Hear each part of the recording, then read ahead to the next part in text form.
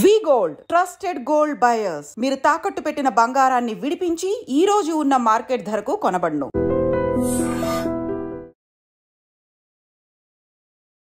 Hi hello నమస్తే, welcome back to iDream media. ఈరోజు మనతో ఉన్నారు జిటిఏ ఫౌండర్ అయిన విశ్వేశ్వర రెడ్డి గారు. ముఖ్యంగా లేటెస్ట్ అమెరికన్ అప్డేట్స్ గురించి సార్తో మాట్లాడదాం. Hi sir. నమస్కారం. How are you sir? Very good and you? I'm fine sir. Sir, Trump తీసుకొచ్చిన ఒక కీలక నిర్ణయంలో ఎవరైతే అక్కడ స్టూడెంట్స్ F1 వీసా మీద వెళ్ళి ఉంటారో వాళ్ళు ఆన్ క్యాంపస్ కాకుండా బయటకు వచ్చి జాబ్స్ చేయడం ఇంక నుంచి కుదరదు అని ఒక రూల్ పాస్ చేయడం జరిగింది. బట్ అక్కడున్న ఎక్స్పెన్సెస్ చూసుకున్నా, అక్కడ వాళ్ళకి కావాల్సిన అవసరాలు చూసుకున్నా అయ్యే ఖర్చులు ఇండియన్ రూపీస్లో చాలా ఎక్కువ. మరి ఇప్పుడు వాళ్ళ పరిస్థితి ఏంటి? వాళ్ళకి అక్కడ ఎంబసీ ఏమైనా సహాయం చేసే ఛాన్సెస్ ఉన్నాయంటారా? Okay, very good question. యాక్చువల్గా ట్రంప్ వచ్చేసి ఎప్పుడు కూడా ఇది అనాథరైజ్డ్ వర్క్ చేయొద్దు అనేది ఇప్పుడు కొత్త పాలసీ కాదు.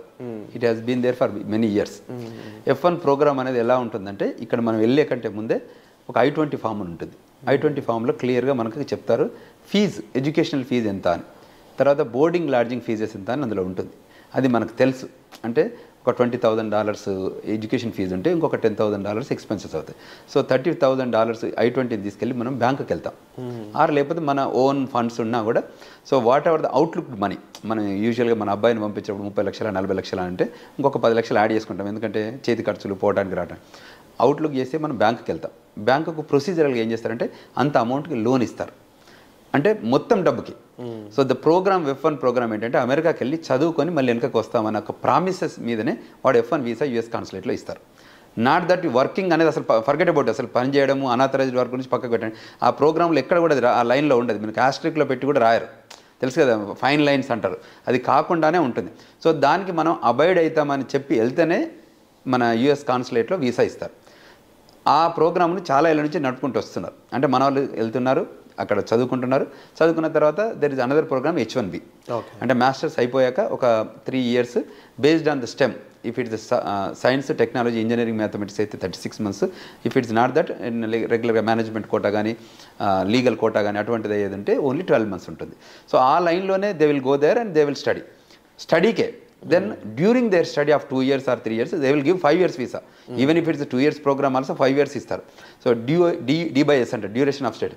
5 yearsలో మన వాళ్ళు కొందరు 2 yearsలో కంప్లీట్ చేయొచ్చు, కొందరు 3 yearsలో మాస్టర్స్ చేయొచ్చు. ఆ ప్రాసెస్లో ఏం చేస్తారంటే మనం స్కిల్ని ఏదైతే ఉంటే, ఇవాళ కొత్తగా నేను I was talking to someone, పూల్లో అక్కడ దీనికి ఏంటి యూనివర్సిటీలో పూల్స్ ఉంటాయి. సో పూల్స్లో కూడా మనం అక్కడ పని చేయొచ్చు, అంటే వాళ్ళ స్విమ్మింగ్ పూల్లో గార్డ్గా అది కూడా చేయొచ్చు. లేదంటే టిపికల్గా ఎట్లా చేస్తారంటే మనలంతా మెస్లో చేస్తారు. ఓకే, అక్కడ ఉన్న ఫుడ్ మెస్లో ఉంటాయి కదా, వాటిలో చేస్తారు. తర్వాత ప్రొఫెసర్ దగ్గర అసిస్టెంట్షిప్ చేస్తారు.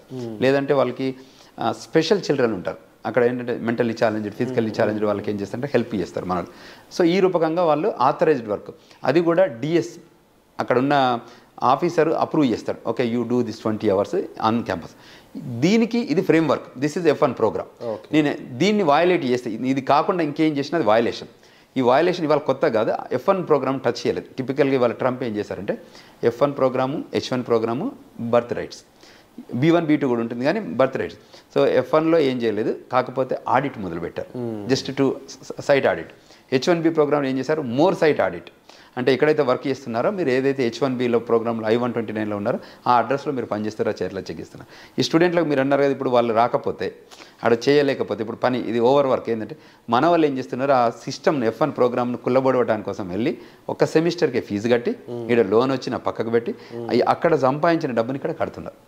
ఓకే, అది వయలేషన్ టోటల్. అర్థమైంది కదా, ఇప్పుడు క్లారిటీ ఉంది కదా. సో ఎక్కడైతే వాళ్ళు అసలు ప్రోగ్రామ్ వేరు, ఇక్కడ లోన్ ఇస్తారు, మీరు ఎంత 40 లక్షలు అయితే 40 లక్షలు లోన్ ఇస్తారు. కోర్సు డ్యూరింగ్ కోర్స్ ఏమి అడగరు డబ్బు, తెలుసు కదా. మాస్టర్స్ అయిపోయాకనే అది స్టార్ట్ అవుతుంది రీపేమెంట్స్, ఇటు చదువుకుంటుంటే కాదు. సో వీళ్ళు ఏదైనా దాన్ని పెట్టుకొని లోన్లలో రకరకాల గేమ్స్ ఆడి చివరికి ఇబ్బంది పెడుతున్నారు. వాళ్ళు ఇబ్బంది పడుతున్నారు, వాళ్ళ పేరెంట్స్ ఇబ్బంది. ఈ వయలేషన్ అవుతే అప్పుడే కాదు, వాళ్ళు ట్రాక్ చేస్తుంటారు, ఫైట్గా ఉంటారు. F1లో ఈ ప్రోగ్రామ్స్కి, అంటే ఏదైతే ఈ పిల్లలకు డబ్బు కట్టాలి అని అంటే ఫీజుకి ప్రిపేర్ అయితేనే అమెరికాకి రండి, ఫీజుకి ప్రిపేర్ కాకపోతే రావద్దు. అమెరికాలో కూడా వాషింగ్టన్ DC ఒక ఫీజు ఉంటుంది, అట్లాంటాలో ఒక ఫీజు ఉంటుంది, ఫ్లోరిడాలో ఒక ఫీజు ఉంటుంది, స్టేట్ యూనివర్సిటీస్ ఉంటాయి. తర్వాత స్కాలర్షిప్స్ కూడా ఇస్తారు. మీకు మంచి ఎబిలిటీ స్కిల్ ఉంటే go for the scholarship courses. You don't have to pay పని. మన వాళ్ళు ఏంటంటే ఇది ఒక ఫాల్స్ ప్రెస్టేజ్ వచ్చి మేమంతా అమెరికా వెళ్ళాలి, అమెరికాకి వెళ్ళి మేము ఏదో సాధించాలి, అమెరికాకి వెళ్తే ఎక్కువ డబ్బు వస్తుంది, కట్నాలు వస్తాయి, ఇంకే రకంగా అయితే ఇక్కడ సోషల్ ప్రైడ్ ప్రొఫైల్ క్రియేట్ అవుతుంది అనే ఉద్దేశంతోనే వస్తున్నారు. మిడిల్ క్లాస్ ఫ్యామిలీస్ నుంచి వాళ్ళ ప్రొఫైల్ ఏం లేకున్నా కూడా, డబ్బు లేకున్నా కూడా లోన్లో గవర్నమెంట్ స్కాలర్షిప్ వస్తే గవర్నమెంట్ స్కాలర్షిప్తో రండి, లోన్ రూపకంగా రండి. ఆర్ మీ పేరెంట్స్ అఫోర్డబిలిటీ అంటే if they can afford to send you and America అయితే రండి. కానీ ఇటువంటి వయలేషన్స్కి రావద్దు. వయలేషన్స్కి వస్తే టిపికల్గా దే విల్ ఇంకా ఎట్లా ఉంటాయి పోర్ట్ ఆఫ్ ఎంట్రీలో ఒకసారి వచ్చి మాస్టర్స్కి వెళ్ళి మళ్ళీ ఇంట్లో పేరెంట్స్ని చూడడానికి వెళ్ళి మళ్ళీ లోపలికి వస్తారు కదా, అప్పుడు ట్రాక్ చేస్తారు. ఎప్పుడైతే పోర్ట్ ఆఫ్ ఎంట్రీలో సిబిపి ఆఫీసర్ కూర్చుంటాడు, చాలా ఉంటుంది. యూనివర్సిటీ I-20 ఇస్తుంది, ఇక్కడ కాన్సులేట్ వీసా ఇస్తుంది, అమెరికాలకు రావడానికి సిబిపి ఆఫీసర్ అప్రూవల్ ఇవ్వాలి. సో ఎన్ని స్టెప్స్ ఉన్నాయో చూసారు కదా. అంటే ఒకప్పుడు ఇవన్నీ పట్టించుకోలేదు, ఇవాళ మేము ఎడ్యుకేట్ చేస్తున్నాం. యాజ్ అన్ ఆర్గనైజేషన్గా కూడా మేము సెమినార్స్, సింపోజిజమ్స్ చేసి okay these are the quality line items you need to follow. If you cannot follow, then you have to come back. If you follow, you are there welcoming. ఇప్పుడు నేను been there for many years. So ఇన్నేళ్లలో మేము నేర్చుకున్నాం కదా అన్ని. If we followed all the lines, we got the green card, we got the citizenship. అంటే నేను టిపికల్గా immigration చాలా బాగుంటుంది. America is the very democratic country, law of the land follow అవుతుంది. తర్వాత the land of opportunities, more employment opportunities, more educational opportunities, more business opportunities. ఇవన్నీ వేరే ఎక్కడ దొరకదు. ప్లస్ అక్కడ పుట్టిన పిల్లలకి సిటిజన్షిప్ ఇస్తారు. సో దాన్ని కూడా ఎందుకంటే బర్త్ రైట్స్ మీద కాన్సెప్ట్ వచ్చింది కాబట్టి దాన్ని కూడా మనల్ని మిస్యూజ్ చేశారు. బర్త్ రైట్స్ మేము ఇస్తే బర్త్ టూరిజం మీరు చేశారు. అర్థమైంది క్లియర్గా? కేవలం పిల్లల కోసం అక్కడ ముందుగా ఒక 3-4 months ముందుగా వెళ్ళిపోయి అక్కడ కంటున్నారనే విషయం వాళ్ళకి తెలిసినా కూడా దాన్ని అప్పుడే రద్దు చేయకపోవడం గల కారణం ఏంటంటే ట్రాకబిలిటీ. ఇప్పుడు ఎలా ఉంటుందంటే మనకు ఇక్కడ కొత్త ఆఫీసర్ వస్తారు కదా, ఒక కొత్త ఎస్పీ వస్తే ఏం చేస్తాడు, ఇమ్మీడియట్గా ఇంప్లిమెంట్ ఏం చేస్తాడు, చాలా గ్రౌండ్ లేదు. ఒక్కొక్క పాలసీ ఏమంటే ఫస్ట్ బిలీవ్ చేశారు. అంటే టిపికల్గా ఏంటంటే మీరు వచ్చి ప్రాపర్గానే ఉంటున్నారు అనుకున్నారు, కానీ ఎప్పటి వరకు వచ్చారంటే 98% ఫ్రాడ్ దాకా వెళ్ళింది. +or-3% ఎప్పుడు వెల్కమ్ చెప్తుంది ఎవరైనా ఇట్లా ఇమీడియట్గా యాక్ట్ చేయరు. Once it's accumulated then it is an accumulated anger. అర్థమైంది కదా మీకు? అది పర్సెంటేజ్ పెంచుకుంటూ వెళ్తే అసలు మేము అక్కడికి వెళ్ళేదే పిల్లలు కనడానికి వెళ్ళే ప్రోగ్రామ్ మీద వెళ్తే ఎలా ఉంటుంది? అక్కడ అనుకోకుండా పిల్లలు పుట్టడం వేరు, కానీ అదే ప్రోగ్రామ్ మీద చీటింగ్ చేద్దాం కంట్రీని అని వెళ్తే వాళ్ళు అబ్జర్వ్ చేస్తారు.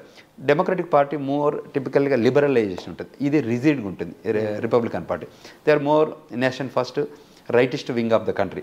సో వాళ్ళు క్లియర్గా చెప్తారు అన్నట్టు మా కంట్రీ రూల్స్ ఫాలో అయితేనే మీరు ఉండండి, లేకపోతే మేము పంపించేస్తామని ష్రూడ్గా ఉంటారు. ఇక్కడ డెమోక్రటిక్ ఏంటంటే ప్రపంచంలో ఏ గొడవ అయినా, ప్రపంచంలో ఎక్కడ అసైలం ఇష్యూస్ అయినా, ప్రపంచంలో కొట్లాడుకున్నా కూడా వాళ్ళని తీసుకొచ్చి ఈ కంట్రీలో పెట్టుకుంటుంది. మంచి ప్రోగ్రామ్ ఉంది అందులో కూడా. మొన్న ఆఫ్ఘనిస్తాన్ వాళ్ళకి మంచిగా ఇచ్చారు, వాళ్ళకి రావడం వాళ్ళకి వర్క్ పర్మిట్ ఇచ్చారు, ఫ్లైట్లలో తీసుకొచ్చి డంప్ చేశారు, దాన్ని కూడా జియోగ్రఫికల్గా కూడా డిస్ట్రిబ్యూట్ చేశారు.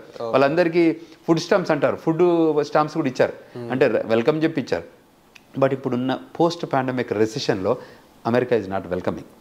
సో అది ప్రాబ్లం, అదే రప్చర్ తప్ప. కానీ Trump is the personality wise ఆయన ఏమంటారంటే లీగల్ ఇమిగ్రేషన్గా రండి, క్వాలిటీ పీపుల్ రండి, స్కిల్డ్ లేబర్ రండి, వీ వెల్కమ్ ఇట్.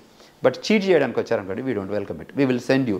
కాదు సంఖ్యలు, కాళ్ళకు బంధాలు, వాట్ ఎవర్ యూ సేవ్ కనిపిస్తున్నాయి కూడా, కనిపిస్తున్నాయి, చేస్తారు అవి వయలేషన్ అయితే. ఇప్పుడు నేను ట్రాఫిక్లో వెళ్తూ నేను అక్కడ ఉన్నామని కూడా నేను వయలేట్ చేస్తే నాకు కూడా హ్యాండ్ కప్ వేస్తారు. ఇట్స్ నాట్ దట్ వీళ్ళకి వేస్తారు వాళ్ళకి వేయాలని ఉండదు. తప్పు చేస్తే ఎవరైనా, నేను DUIలో దొరికాను అనుకోండి, నాకు కూడా హ్యాండ్ కప్ వేస్తారు, అక్కడ వేసి పట్టుకుపోతారు.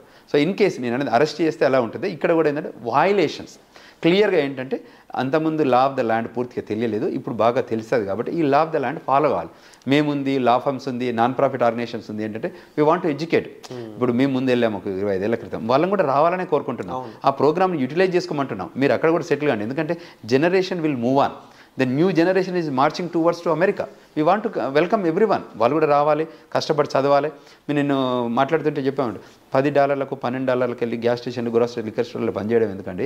మీరు కష్టపడి చదివి మీ ఎబిలిటీ చూపిస్తే $100,000 జాబ్ ఆర్డర్ రెడీగా ఉంది.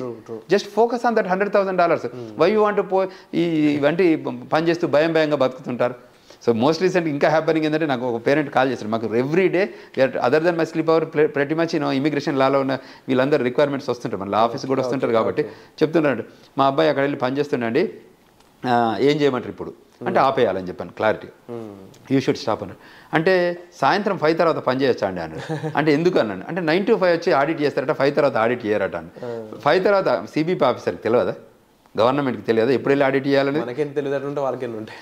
150 దేశాల్లో ఉన్న కంట్రీ వాళ్ళని అక్కడ మేనేజ్ చేస్తుంది ఆ కంట్రీ అంటే కామన్ సెన్స్ ఉండాలి కదా మనకు కూడా. అంటే ఇంకెంత వీలైతే అంత చీట్ చేద్దామా, ఇంకెంత వీలైతే వాట్ ఐమ్ టాకింగ్, అర్థమైంది? Very clear.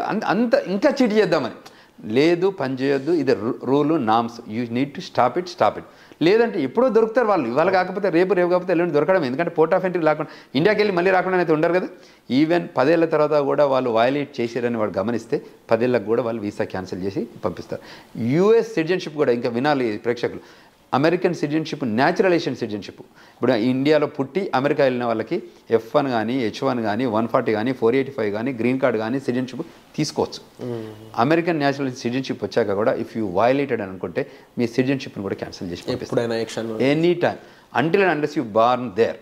అది ఇప్పుడు ఆ బర్త్ సిటిజన్షిప్ కూడా ఇప్పుడు మొదలుపెట్టాడు. ముఖ్యంగా ఫస్ట్ రూల్ ఏదైతే స్టూడెంట్స్ ఆన్ క్యాంపస్ జాబ్స్ ఇది అయితే ముందు నుంచి ఉన్న రూలే, ఇప్పుడు కాస్త కఠినత్వంగా ప్రాపర్గా మేనేజ్ చేస్తూ దాన్ని యాక్చువల్గా ఎలా ఉందో దాన్ని అలా పాటించే విధంగా వాళ్ళు రూల్స్ మార్చడం జరిగిందని సార్ చెప్పడం జరిగింది. And at the same time ఎవరైనా సరే ఇల్లీగల్గా అక్కడ ఉన్నట్లు అనిపించినా, లేదంటే మీ ఫ్యామిలీ మెంబర్స్ ఫ్రెండ్స్ ఎవరైనా సరే అక్కడ ఉండడం అనేది ఇప్పుడు ఉన్న టైంలో కరెక్ట్ కాదండి. అండ్ దానికి సంబంధించి మీకు మరింత గైడెన్స్ ఇన్ఫర్మేషన్ కావాలనుకున్నట్లయితే మీరు సార్ లాంటి ఏ పర్సన్స్ని మీరు కాంటాక్ట్ చేయొచ్చు. ముఖ్యంగా స్టూడెంట్స్ అనే వాళ్ళు అక్కడ చీప్ లేబర్కి అలవాటు పడడం, లేకపోతే చిన్న చిన్న జాబ్స్కి అలవాటు పడడం కంటే కూడా మీ స్టడీ మీద ఫోకస్ చేయండి, మీ స్కిల్ సెట్ని గ్రో చేసుకోండి. స్టెమ్ స్టూడెంట్స్ ముఖ్యంగా మీకు చాలా ఫ్యూచర్ ఉంది, గ్రోత్ ఉంది. ఆర్టిఫిషియల్ ఇంటెలిజెన్స్ అనేది చాలా బిగ్ రేంజ్లో గ్రో అయ్యే ఛాన్సెస్ కనిపిస్తూ ఉన్నాయి. ఎంతోమంది H1s మీద వెళ్ళి అక్కడ $1 lakh అలా సంపాదిస్తున్న వాళ్ళు ఉన్నారు.